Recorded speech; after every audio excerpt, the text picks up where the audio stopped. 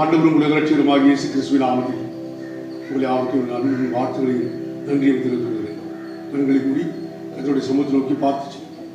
எங்களை அளவில்லாமல் நேசிக்கப்படும் தந்தையே, நன்றியுடைய துதிக்கான ஸ்தோத்திரம். ஆசீர்வதிக்கப்பட்ட அருமையான இந்த நாளிலேயும் கூட சமூகத்தை நோக்கி பார்க்கும்படியாக தேவன் தந்த அருமையான கொடுத்தற்காக ஸ்தோத்திரம். இந்த நாளிலே தேவனுடைய வார்த்தையோடு கூட இந்த காணொலியாக சந்திப்பதில் தேவரையே மிகுந்த மகிழ்ச்சி அடைந்தார்கள். கர்த்தருடைய ஆவியானதாமே இந்த வார்த்தையின் மூலமாக கர்த்தருடைய மக்களோட இடைபெற முடியாது. இந்த மகிமை வரைக்கு என்னை என் மக்களை கர்த்தர் ஆயத்தப்படுத்த முடியாது. பரிசுத்த ஆவியானவர் முற்றிலுமாய் பொருட்படுத்தி நடத்தி ஆசீர்வதிக்க முடியாது. இயேசுவின் நாமத்தை ஜெபித்து எங்கள் நல்ல பிதாவே, ஆமென். Praise the Lord. பிரியமான கர்த்தருடைய பிள்ளைகளே, தேவ செய்திக்கு முன்பே பாசம் அவர்கள் ஒரு பாடலை பாடுவார்கள். பின்பே ஒரு சங்கீதத்தை நாம் வாசித்து தேவனுடைய செய்திக்குள்ளே நாம் கடந்து போகலாம். நன்றி. இந்த நல்ல நாளிலே கூட தேவனை ஆராதிக்கும்படியாக சோதனம் பண்ணும்படியாக கர்த்தருக்கு கிருபை செய்ததற்காக நன்றி. கடந்த நாட்கள் கண்ட எத்தனையோ மக்கள் இந்த நாளில் எத்தனையோ மக்களோட வாழ்க்கையில் வேதனை, சோதனை, துன்பம், எல்லா விதமான கஷ்டத்திலும் கர்த்தர் நம்மளை கிருபையாக பாதுகாத்து இந்த மனமகிழ்ச்சியான நாளில் கூட தேவனை மகிழ்ச்சியோடு ஆராதிக்கும்படியாக கர்த்தர் நமக்கு ஒரு நல்ல நேரத்தை தந்ததுக்காக நான் நன்றி செலுத்துகிறேன். இந்த நாட்களில் எல்லா நாட்களிலும் ஒரு சில கர்த்தருடைய பிள்ளைகள் எல்லோரும் சேர்ந்து கர்த்தரை நம்ம துதிச்சு கர்த்தரை சமூகத்தில் அந்த வியாதி பிரச்சனைக்காக விடுதலுக்காக வாரத்தோடு ஜெபிச்சோண்டு தான் இருக்கிறோம். இந்த நேரத்தில் நான் ஒரு வசனம் தியானிக்கும் கர்த்தரை இன்னைக்கு ஒரு நல்ல வசனத்தை கற்றுக் கொடுத்தேன். உலகம் முழுவதுமாக இந்த நாட்களில் இந்த பொல்லாத வாதை, இந்த கொரோனா என்ற அந்த பொல்லாத வாதையினால மக்கள் எல்லாம் பீதி அடைஞ்சிருக்கிறது. அநேக மக்களோட வாழ்க்கையில் சமாதானமே இல்லை. ஆனாலும் கர்த்தர் நமக்கு அருமையான வாக்குத்தத்தங்கள் நிறைய கொடுத்திருக்கிறாங்க. அந்த வாக்குத்தத்தம் தான் கர்த்தரோட வசனம் தான் நமக்கு ஆறுதலாக்கி இருக்கு. சங்கீதத்தின் புஸ்தகத்திலே 125 2வது வசனம் கற்றுக் கொடுக்குது. பர்வதங்கள் எருசலேமை சுற்றி இருக்குமா போல் கர்த்தர் இது முதல் என்றென்றைக்கும் தம்முடைய ஜனத்தை சுற்றிலும் இருக்கிறார். எப்படிப்பட்ட வாதைகள் வந்தாலும் எப்படிப்பட்ட வேதனைகள் வந்தாலும் ஆண்டோட பாதுகாப்பு நமக்கு மிகவும் அதிகமாக இருக்கிறது. கர்த்தருடைய பிள்ளைகளே, நமக்கு இப்பொழுது நம்ம ஒரு பழைய பாட்டின் ஒரு சில அடிகள் நம்ம வாசிச்சே கர்த்தரை மகிமைப்படுத்துவோம். நம்ம எல்லாரும் சேர்ந்து பாடலாம். பழைய பாட்டு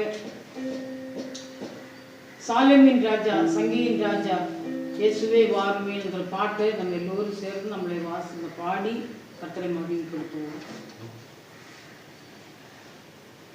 சாலேமின் ராஜா, சங்கியின் ராஜா, இயேசுவே வாருமே, இந்த தரணி மீதினில் ஆளுகை செய்திட சடுதி வாருமே, இந்த தரணி மீதினில் ஆளுகை செய்திட சடுதி வாருமே.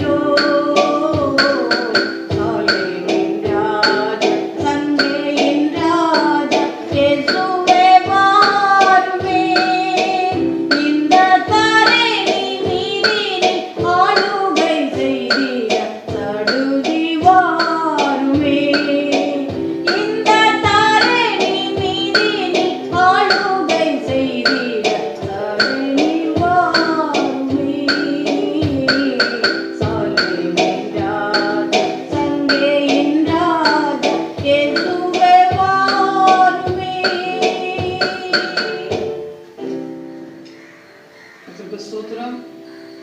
இந்த காலையில் நமக்கு வாசிப்பதற்காக தெரிந்து கொள்ளப்பட்ட சங்கீதம் 26ஆம் சங்கீதம், தாவீதின் சங்கீதம். நம்ம சேர்ந்து வாசிப்போம். கர்த்தாவே, என்னை நியாயம் விசாரியும். நான் என் உத்தமத்திலே நடக்கிறேன். நான் கர்த்தரை நம்பி இருக்கிறேன், ஆகையால் நான் தள்ளாடுவதில்லை. கர்த்தாவே, என்னை பரிசுத்து என்னை சோதித்து பார், என் புள்ளிங்களையும் என் இருதயத்தையும் புடைவிட்டு பார். உம்முடைய கிருபை என் கண்களுக்கு முன்பாக இருக்கிறது. உம்முடைய சத்தியத்திலே நடந்து கொள்கிறேன். மீனருடைய நான் உட்காருவதில்லை, வஞ்சகத்தில் நான் சேருவதில்லை. பொல்லாதவர்களின் கூட்டத்தை பகைக்கிறேன், துன்மார்கரோட உட்காரேன். கர்த்தாவே, நான் துதியின் சத்தத்தை தொழிக்க பண்ணி உம்முடைய அதிசயம் நாம் பெறுவதற்காக நான் குற்றமில்லாமல் என் கைகளை கழுவி உம்முடைய பீடத்தை சுற்றி வருகிறேன். கர்த்தாவே, உமது ஆலயமாகிய வாசலத்தையும் உமது மகிமை தங்கிய ஸ்தானத்தையும் வாஞ்சிக்கிறேன். என் ஆத்மாவை பாவிகளோடும் என் ஜீவனை இரத்த பிரியரோடும் கூட வாரிக் கொள்ளாதேயும். அவர் கைகளிலே தீவினை இருக்கிறது, அவர் வலதில் பரிதாபங்களால் நிறைந்திருக்கிறது. நானோ என் உத்தமத்திலே நடப்பேன், என்னை மீட்டு கொண்டு என் மேல் இரக்கமாயிருக்கும். கடைசி வசனம் சேர்ந்து வாசிப்போம்.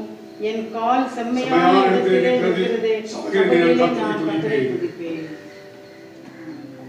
பிரியமான கர்த்தருடைய பிள்ளைகளே, இது நாளுடைய செய்தி. விசுவாசிகளுக்கு தேவனுடைய நியாயத்தீர்ப்பு.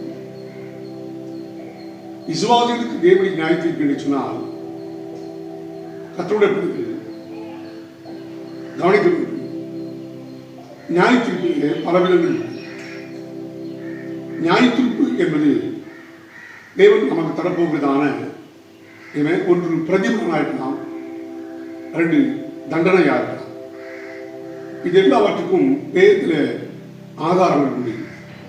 எனவே கர்த்தருடைய பிள்ளைகளாகி நாம் ரட்சிக்கப்பட்டு ஞானஸ்நானம் பெற்று அபிஷேகம் பெற்று தேவனுக்காக வைராக்கியமாய் வாழ்கிற கர்த்தருடைய பிள்ளைகளாகி நம்முடைய வாழ்க்கையில் தேவ சித்தத்துக்கு மாறாக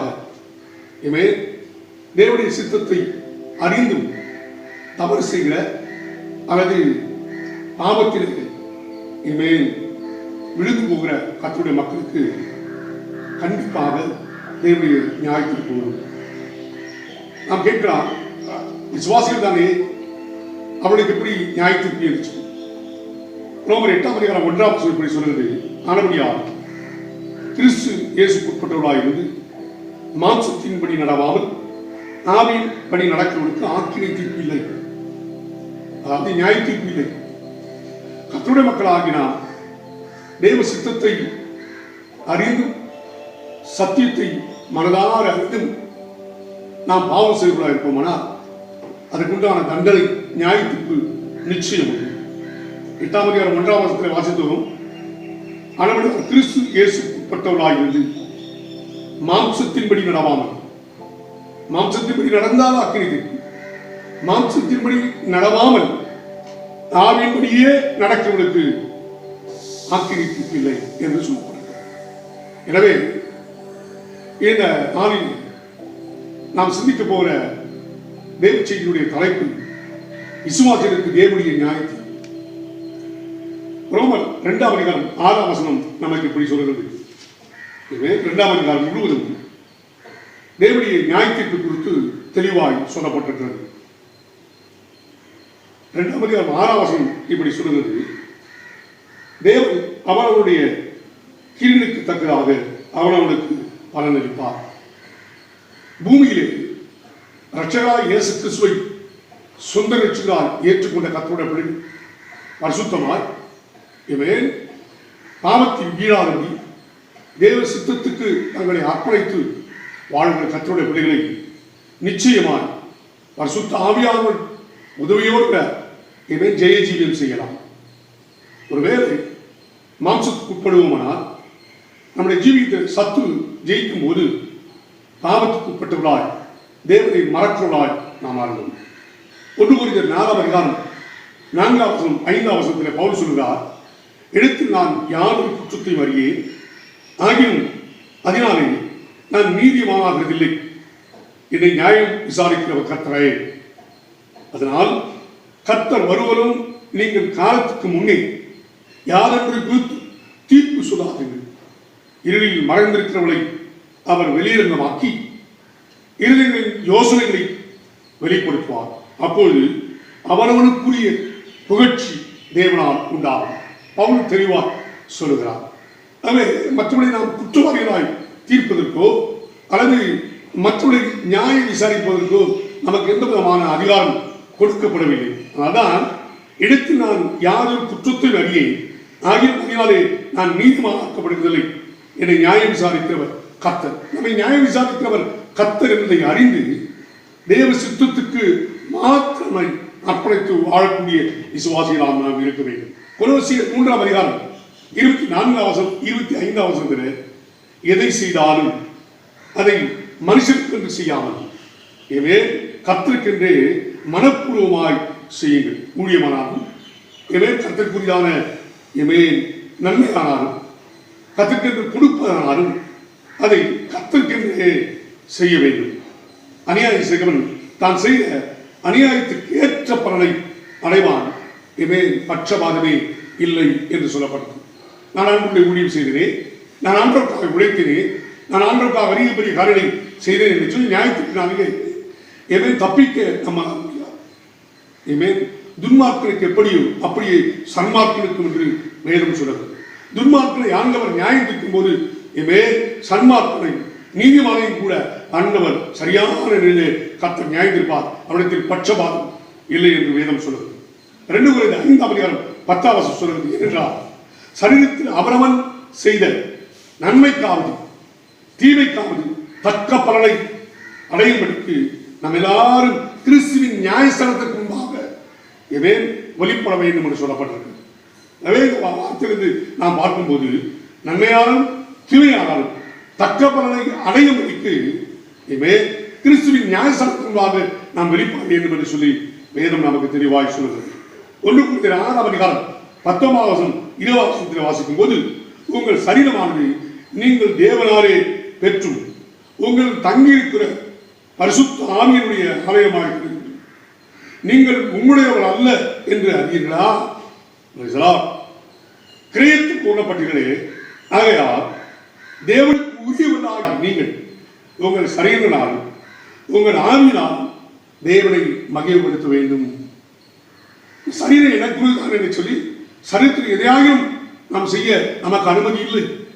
எனவேதான் ஆண்டவராகிய கர்த்தருடைய வார்த்தை நமக்கு தெளிவாய் சொல்லுகிறது.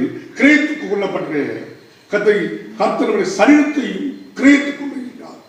கிரயத்துக்கு கொள்ளப்பட்டால் நாம் தேவனுக்கு தேவனை உடையவளாக இருக்கிறோம். தேவனை உடையவளாக இருக்கிறபடினாலே உங்கள் சரீரங்களினாலும் உங்கள் ஆவியினாலும் தேவனை மையப்படுத்த வேண்டும் என்று சொல்லி வேதம் நமக்கு தெளிவாய் சொல்லுகிறது. கர்த்தருடைய வெளிப்படுத்தல 22ஆம் அதிகாரம் 12ஆம் வசனத்தை வாசிக்கும் போது அநியாயம் செய்கிறவன் இன்னும் அநியாயம் செய்யட்டும், அசுத்தமாயிருக்கிறவன் இன்னும் அசுத்தமாயிருக்கட்டும், நீதி உள்ளவன் இன்னும் நீதி செய்யட்டும், பரிசுத்தம் உள்ளவன் இன்னும் பரிசுத்தமாகட்டும். இதோ சீக்கிரமாக வருகிறேன், அவனுடைய கிரியைகளின்படி அவனவனுக்கு நான் அளிக்கும் பலன் என்னோடு கூட வருகிறது என்று சொல்லப்பட்டது. அவை கர்த்தருடைய பிள்ளைகளே, தேவ பிள்ளைகளாகிய வாழ்க்கையிலே தேவ சித்தத்தை நிறைவேற்றுகிற கர்த்தருடைய பிள்ளைகள், பரிசுத்த ஆவியானுடைய நடத்தினால் நடத்தப்படுகிற கர்த்தருடைய பிள்ளைகளுடைய வாழ்க்கையிலே நாம் தவறும் பட்சத்தில், நாம் தேவனை விட்டு பிரியும் பட்சத்தில், தேவனை விட்டு தூரம் போய் சத்தியத்தை அறிகிற அறிவை அடைந்த பின்பு மனப்பூர்வமாய் நாம் பாவம் செய்வதால் இருப்போமானால் அதற்குரிய தண்டனையை கர்த்தர் நமக்கு கொண்டு வருவார். அவைதான் கர்த்தருடைய பிள்ளைகளாகினால் மிக ஜாக்கிரதையாக இருக்க வேண்டும். கர்த்தரை விட்டு அநியாயம் செய்யணும், அநியாயம் செய்து கொண்டிருக்கு. உலக மனிதன் கூட கர்த்தரை அறியாத அவன் அநியாயம் செய்கிறவனாய் அவன் வாழ்வனால் அநியாயம் செய்கிறவன் அநியாயம் செய்யட்டும், அசுத்தமாக இருக்கிறவன் அசுத்தமாக இருக்கட்டும், நீதி செய்கிறவன் நீதி செய்யட்டும், பரிசுத்தம் உள்ளவன் இன்னும் பரிசுத்தமாகட்டும். எனவே இது சீக்கிரமாக வருகிறேன், அவனுடைய கிரீடிக்கு தக்கதான பலனை நான் இன்னொரு கொண்டு வருவேன் என்று சொல்கிறார். எனவே நமக்கு ஒரு நியாயத்திற்கு இருக்கிறது என்பதை கர்த்தருடைய பிள்ளைகள் மிக கவனமாய் அறிந்து ஞானமாய் எல்லாவற்றிலும் நடக்க பார்த்து என்று சொல்லப்பட்டிருக்கு. கர்த்தருடைய பிள்ளைகள் நியாயத்திற்கு கிறிஸ்துவின் சிங்காசனத்தில் நடைபெறும். நியாயத்திற்கு எங்கே நடைபெறும் என்றால் கிறிஸ்துவின் சிங்காசனத்தில் வைத்து நடைபெறும். ரோமர் 14:10 வாசிக்கிறவர்களே, இப்படி இருக்க நீ உன் சகோதரனை குற்றவாளி என்று தீர்க்கிறது என்ன? நீ உன் சகோதரனை அற்பமாய் எண்ணுகிறது என்ன? இவன் வேதம் சொல்கிறது, இவன் மூடனே என்று சொன்னால் எரிநரகத்திற்கு பார்த்துவான் என்று சொல்லப்பட்டிருக்கு. அப்படின்னா விசுவாசிகள் எவ்வளவு ஜாக்கிரதையா நாம் நடக்க வேண்டும், எவ்வளவு சுத்தமாக நடக்க வேண்டும். இப்படி வார்த்தையினாலே இமே நாம் சிக்காதபடிக்கு இமே வார்த்தைகளால் இமே உப்பால் சாரமற்ற வார்த்தைகளால் இருக்க வேண்டும். இமே பக்தி வைத்துக்கு ஏதுவான வார்த்தையாலும் 2 வார்த்தை பேச முடியாது சொல்றார். ஏனென்றால் சொற்களின் மிகுதினாலே பாவம் இல்லாமல் போகாது என்று வேதம் தெளிவாய் நமக்கு சொல்கிறது. எனவே கர்த்தருடைய பிள்ளைகளே, இவே ரட்சிக்கப்பட்ட தேவ பிள்ளைகளையோ ஊழியக்காரர்களையோ கர்த்தருடைய பிள்ளைகள் இவே என்ன செய்யக்கூடாதுன்னா குற்றவாளிகளாக தீர்க்கக்கூடாது என்று வேதத்தில் தெளிவாக இவே எழுதப்பட்டிருக்கிறது. 14:10 வாசிக்கிறவர்களே, இப்படி இருக்கு, நீ உன் சகோதரனை குற்றவாளி என்று தீர்க்கிறது என்ன? கேள்விக்குறி அங்கே கொடுக்கிறார். இன்னொரு கேள்வி உண்டாகிறது, நீ உன் சகோதரனை அற்பமா எண்ணுகிறது என்ன? எல்லாரும் கிறிஸ்துவுடைய நியாயஸ்தலத்திற்கு முன்பாக நிற்போமே. பாவமே செய்யாதபடிக்கு பரிசுத்தமாய் வாழ்ந்த ஒரு பரிசுத்தவான் மக்களை குறைபடுத்தி வாழ்ந்திருக்கிறானால் அவன் தேவ ராஜ்யத்தில் பிரவேசிக்க முடியாது. அவைதான் கிறிஸ்துவின் நியாயஸ்தலத்துக்கு முன்பாக நிற்க போகிற நாம் அதிக ஜாக்கிரதையோடு நம்முடைய ரட்சிப்பு நிறைவேற நாம் பிரயாசப்பட வேண்டிய அவசியமாக இருக்கிறது. 2 Corinthians 5:10 சொல்றது, ஏனென்றால் சரீரத்தில் அவனவன் செய்த நன்மைக்காவது தீமைக்காவது தக்க பலனை அடையப்படுத்தி நம்ம எல்லாரும் கிறிஸ்துவின் நியாயஸ்தலத்திற்கு முன்பாக வெளிப்பட வேண்டும். அப்ப நியாயத்திற்கு எங்கே தொடங்குகிறது, எங்கே வைத்து நடைபெறுகிறதுனா கிறிஸ்துவின் நியாயஸ்தலத்தில் வைத்து நியாயத்திற்கு நடக்கும். 2வது காரியம், நியாயத்திற்கு எப்பொழுது நடக்கும்? மனுஷகுமாரன் தம்முடைய தூதரோடு வரும்போது நியாயத்திற்கு நடக்கும். மத்திய 6:27 மனுஷகுமாரன் தம்முடைய பிதாவின் மகிமை புரிந்தவராய் தம்முடைய தூதரோடு கூட வருவார். அப்போது அவனவன் கிரீடிக்கு தக்கதாக அவனவனுக்கு பலனை பார்த்து சொல்லப்படுது. அப்படின்னா ஆண்டவராகிய தேவன் எப்பொழுது இயேசு கிறிஸ்து எப்பொழுது வெளிப்படுகிறாரோ அந்த சமயத்தில் நியாயத்திற்கு ஆயிரமான தூதரோட அவர் வருகிறார்களே நியாயத்திற்கு வெளிப்படுவார். லூக்கா 14:14 சொல்லப்பட்டது போல நீதிமன்றங்கள் உயிர்த்தெழுதானவையிலே அதற்குண்டான பலனை ஆண்டவராகிய தேவன் விசுவாசிகளாகிய கர்த்தருடைய பிள்ளைகளுக்கு பாவத்தில் விழுது போன கர்த்தருடைய மக்களுக்கு தம்முடைய பிரதிபலனை கர்த்தருடைய நியாயத்திற்கு அதனாலே வெளிப்படும் என்று சொல்லப்படுகிறது. கர்த்தருடைய பிள்ளைகள் என 3வது நியாயத்திற்கு மனுஷனுடைய அந்தரங்கங்களை குறித்து நியாயத்திற்கு மனிதன் செய்கிற அந்தரங்கத்தில் செய்யப்பட்ட காரியங்கள் அது வெளியிடமாக ஒரு நாள் வெளிப்படும். ரோமர் 2:26 வாசிக்கிறவர்களே, என் சுவிசேஷத்தின்படியே தேவன் இயேசு கிறிஸ்துவை கொண்டு மனுஷனுடைய அந்தரங்களை குறித்து நியாயத்திற்கு நாளிலே அது விளங்கும் என்று சொல்லப்பட்டது. ஆண்டவராகிய இயேசு கிறிஸ்து மனிதன் செய்த அந்தரங்களை வெளியிடமாக ஒரு நாள் அவர் வெளியே கொண்டு வருவார். கர்த்தருடைய தேவ மக்களாகிய வாழ்க்கையிலே ஒரு விசுவாசி கதறி தேவ சமூகத்தில் உடைந்து கண்ணீர் விட்டு கதறி தன் பாவங்களுக்காக அழுகவில்லை. கர்த்தர் நிச்சயம் அந்த மனிதனை நியாயத்திற்கு நாளுக்கு தப்பித்துக் கொள்ள முடியாது.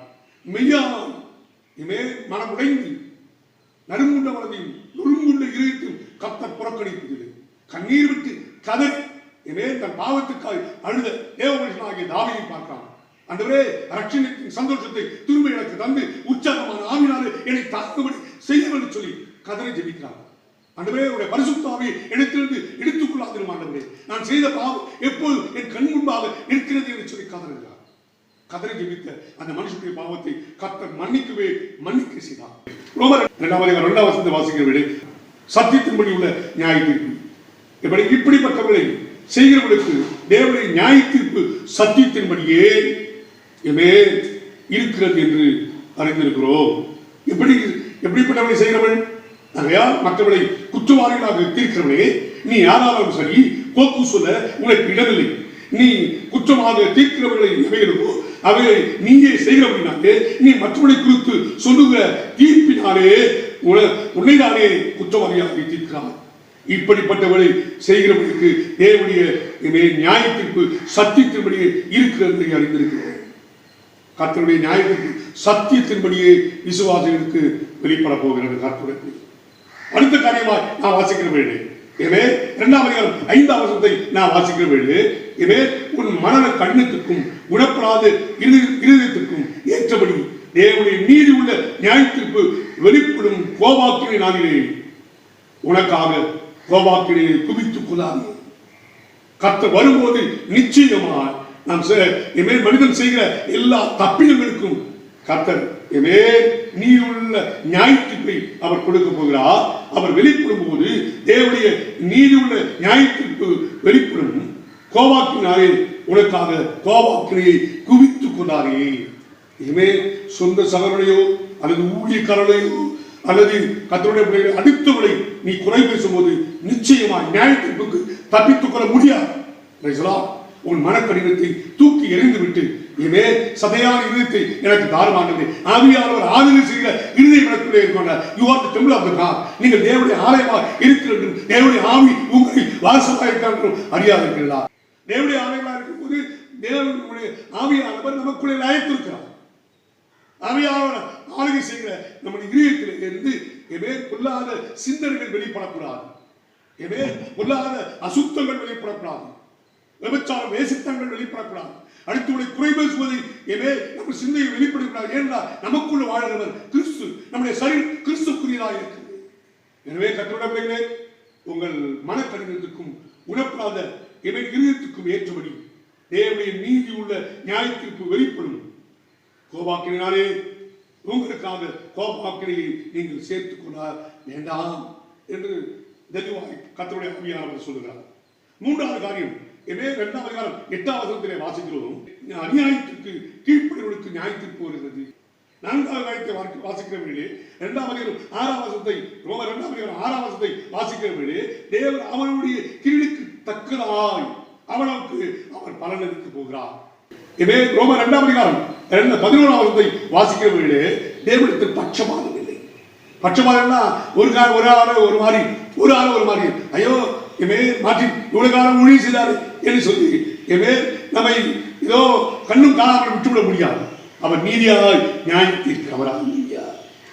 சபைகளை கட்டினாலும் விசுவாசிகளை நான் ஆதாயப்படுத்திருந்தாலும் சரி தேவ சித்தத்தின்படி செய்யாவிட்டால் சட்டத்தின்படி மன்னித்தம் செய்யாவிட்டால் முடி சுட்டப்படாது என்று சொல்லப்பட்டார். பவுல் அதை அழகாக எழுதினார். தேவ சித்தத்துக்கு மாறாக ரட்சிக்கப்பட்ட நாளிலிருந்து கர்த்தருக்கு கொடுத்த ஊழியத்தை உத்தமம் உண்மையா நாம் ஊழியம் செய்து கர்த்தருடைய வழியிலே போகும்போது கொஞ்சத்திலே உண்மையா இருந்த ஊழியக்காரனே என்று நம்மை அழைக்கிற ஒரு இன்ப சத்தத்தை நாம் கேட்கலாம். கர்த்தருடைய வழியிலே கொஞ்சத்தில் உண்மை, நம்முடைய வார்த்தையில் உண்மை, நம்முடைய செயலில் உண்மை, நம்முடைய ஜீவியத்தில் உண்மை அது இருக்கும்போது நியாய தீர்ப்புக்கு நாம் தப்பித்துக் கொள்ளலாம். கர்த்தருடைய வழியிலே 14 சொல்வது தேவனிடத்தில் பட்சபாதம் இல்லை. பட்சபாதம் இல்லாதபடிக்கு கர்த்தருடைய வார்த்தை 96ஆம் சங்கீதம் 13ஆம் சொல்வது அவர் நீதியோடு நியாயாதிபதியார் வெளிப்பட போகிறார். பூமியை நியாயத்திற்கு வருகிறார். அவர் நீதியோடு நியாயத்தோடு பூமியை நியாயத்திற்கு போகிறார். கர்த்தருடைய பிள்ளைகளே 9ஆம் அதிகாரம் 27ஆம் சொல்வது அன்றியும் ஒரே தரம் மரிப்பதும் பின்பு நியாயத்திற்கு படைவதும் மனுஷனுக்கு நியமிக்கப்பட்டிருக்கிறபடியே என்று சொல்லப்பட்டிருக்கிறது. ஆகவே இந்த காரியம் எதை வெளிப்படுத்தும் சொன்னால் ஒரு தரம் மரிப்பதும் பின்பு நியாயத்திற்படுவதும் மனுஷனுக்கு நியமிக்கப்பட்டிருக்கிறது. ஒரு முறை பிறந்தவனுக்கு 2 முறை மரணம். ஒன்று அவன் சரீரத்தில் மறிக்கிறான். இரண்டாம் மரணமாகிய அக்கினி கடலுக்கு அவன் தள்ளப்படுகிறான். ஆனால் தேவ மக்களாகிய நாம் தேவ சித்தத்தை அறிந்து இயேசு கிறிஸ்துவை நாம் ஏற்றுக்கொண்டு தேவனுக்காக வைராக்கியமாய் வாழ்கிறவர்களே யோவான் 3ஆம் அதிகாரம் 3ஆம் வசனத்திலே நாம் வாசிக்கும் போல இயேசு கிறிஸ்து அவர்களுக்கு பிரயோஜனமாக ஒருவன் மறுபடியும் பிறக்காவிட்டால் தேவ ராஜ்யத்தில் காண மாட்டான் என்று மெய்யாகவே உங்களுக்கு சொல்கிறேன். இயேசு பிரயோஜனமாக ஒரு ஜலத்தினாலும் ஆவியினாலும் பிறக்காவிட்டால் தேவ ராஜ்யத்தில் பிரவேசிக்க மாட்டான் என்று மெய்யாகவே சொல்கிறேன். அப்போ ஒரு முறை பிறந்தவன் 2ஆம் முறை அவன் பிறக்கிறான். 2ஆம் முறை அவன் மறுபடியும் பிறக்கிற அனுபவம் அவன் ஜலத்தினாலும் ஆவியினாலும் தேவ வார்த்தையினால் மூலமாக அவன் கிறிஸ்துக்குள் அவன் பிறக்கிறபடினாலே 2 முறை பிறந்தவனுக்கு ஒரே முறை மரணம். அது சரீரத்தின்படி உள்ள மரணத்தை குறித்தான் ஆவியானவர் இங்கே தெளிவாய் நமக்கு சொல்லுகிறார். மத்திய 12:36 வாசிக்கும் போது மனுஷர் பேசும் வீணான வார்த்தைகள் யாவை குறித்து நியாயத்திற்கு நாளிலே கணக்கு ஒப்புவிக்க வேண்டும் என்று உங்களுக்கு சொல்கிறேன் என்று சொன்னார். யோவான் 12:48 நமக்கு சொல்றது, என்னை தள்ளி என் வார்த்தைகளை ஏற்றுக்கொள்வதற்கு நியாயத்திற்கும் என்று நான் சொன்ன வசனமே கடைசி நாளிலே அவனை நியாயத்திற்கும் என்று வேதம் நமக்கு சொல்கிறது. யோவான் 5 இதிலே வாசிக்கிற வேண்டு அவையானவரங்க சொல்லுகிற காரியம் 22 வசனம். யோவான் 5 22 வசனத்தை நான் வாசிக்கிற வேண்டு, இவன் அன்றியும் பிதாவை கனம் பண்ணுகிறது போல எல்லாரும் குமாரன் கனம் பண்ணும்படிக்கு பிதாவர் தாமே செய்யப்படும் நியாயத்திற்கு செய்யும் அதிகாரம் முழுவதும் குமாரனுக்கு கொடுத்திருக்கிறார். ஆதாமுக்கு 7ஆம் தலைமுறையான ஏனோக்கும் இவனை குறித்து இதோ எல்லாருக்கும் நியாயத்தீர்ப்பு கொடுக்கிறதற்கும் அவர்களில் அவபக்தி உள்ளவர்கள் யாவரும் அவபக்தியாய் செய்து வந்த சகல அவபக்தியான கிரியை நிமித்தமும் தமக்குரதமாய் அவபக்தி உள்ள பாவிகள் பேசின கடின வார்த்தைகள் எல்லாவற்றையும் நிமித்தமும் அவர்களை கண்டிக்கிறதற்கும் ஆயிரமான தமது பரிசுத்தவான்களோடு கூட கர்த்தர் வருகிறார் என்று முன்னறிவித்தார். தேவன் தம்முடைய குமாரனாகி இயேசு கிறிஸ்துவை கொண்டு இந்த பூமியிலே நியாயத்தீர்ப்பை செய்ய இருக்கிறார். நம் நேசிக்கிற பரலோக பிதாவே, நன்றியோடு துதிக்க ஆண்டவரே இந்த நேரம் மட்டும் கர்த்தருடைய ஆவியான பிள்ளைகளோடு இடைபெடுவதற்காக ஸ்தோத்திரம். எவரி சத்தம் கேட்டு உடைய பிள்ளைகளாகி எவரையும் கர்த்தருடைய பிள்ளை உடைய சித்தத்திற்கு உடைய சத்தத்துக்கு செவி கொடுத்தவர்களை அர்ப்பணித்து வாழ தேவன் கிருபை தரும்படியாக எல்லா துதியும் கடமை இப்ப இயேசுவின் நாமத்தில் ஜெபிக்கிறேன் எங்கள் நல்ல பிதாவே, ஆமென். என் ஆத்மாவே கர்த்தரை ஸ்தோத்திரி, என் முழுவே ஒரு சுத்த நாமத்தை ஸ்தோத்திரி, என் ஆத்மாவே கர்த்தரை ஸ்தோத்திரி, அவர் செய்த சகல ஆமென். நம்முடைய கர்த்தராகிய இயேசு கிறிஸ்துவின் கிருபை, தேவனுடைய அன்பு, பரிசுத்த ஆவியானவருடைய அனுகிரக சிநேகம் நம்முடைய இப்படி ஈசப்பாவின் வருகை மட்டும் இருப்பதாக. ஆமென். ஹல்லேலூயா, ஹல்லேலூயா, ஹல்லேலூயா. Praise the Lord.